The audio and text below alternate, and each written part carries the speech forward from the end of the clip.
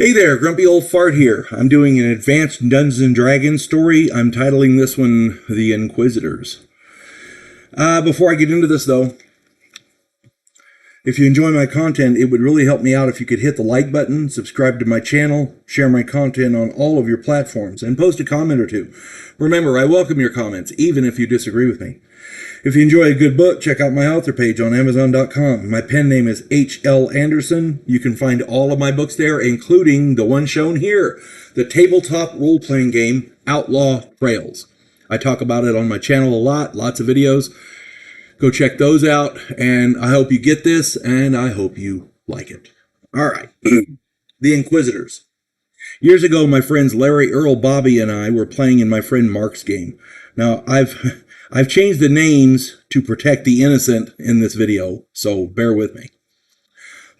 I was running a fighter, Larry was running a thief, Earl was running a ranger, and Bobby was running a barbarian. Our characters were not good guys. They were neutral and or evil.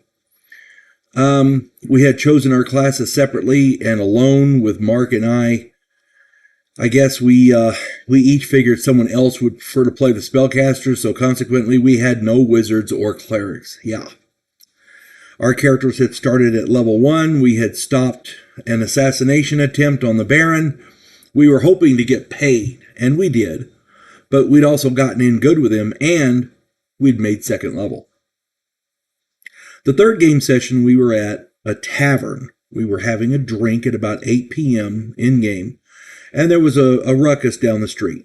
We started to go investigate, but it was over with that quick. We didn't get a chance to.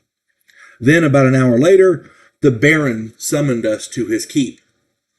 When we arrived, the Baron offered us a sizable sum of cash, enough for each of us to outfit with some seriously prime gear, even magical stuff if we could find it. All we had to do was find out who stole a one-of-a-kind jeweled dagger, which had just been crafted. The Baron was going to give it to the king as a birthday gift. To help us, the Baron loaned us an amulet which automatically allowed the wearer to detect lie. Now, somebody had broken into the smithy and stolen this dagger, and our job was to get it back. We set out to find our man or woman. The theft had occurred from the smithy. The jeweler had worked with him, and together they'd fashioned a true work of art. It wasn't magical, but it could have been. But this thing was nice. It was made of silver, solid silver, and it had jewels all over it. I mean, it was gorgeous.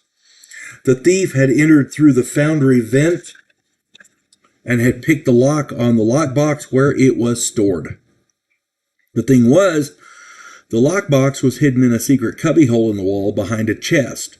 The thief had access to the room for 2 minutes maximum, so we decided that, we deduced that he knew where the box was. There was only 5 people who knew where the lockbox was, and 3 had alibis for the robbery. The other 2 were the jeweler's nephew and the assistant to the stableman, who shared the building with the blacksmith. We questioned the stableman and his assistant thoroughly, and the necklace said that they were being truthful. Frankly, the assistant was too damn stupid to pull off a heist like this. That left the jeweler's nephew. The 19-year-old kid struck me as shady, but when we questioned him, the necklace showed that he wasn't lying. We were stumped until he accidentally mentioned the vent. We knew we had him. He obviously had some way to fool the necklace. We had withheld the vent information back on purpose so that, we had not clued Mark into this, but we'd held that information back. That was our plan. And this guy fell right into the trap.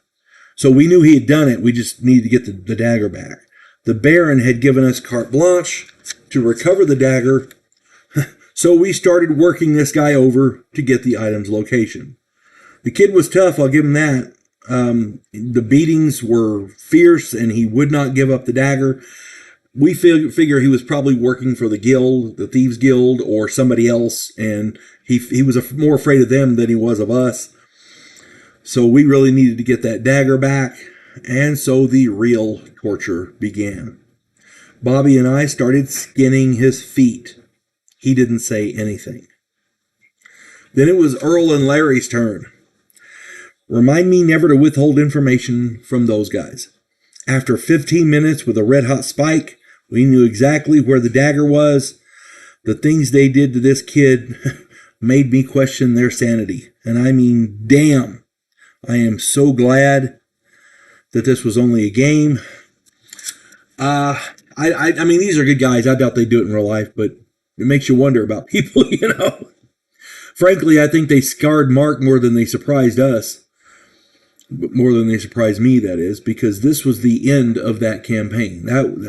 It was just sick. And Mark really, Mark is a good guy. He just didn't want to run that game anymore.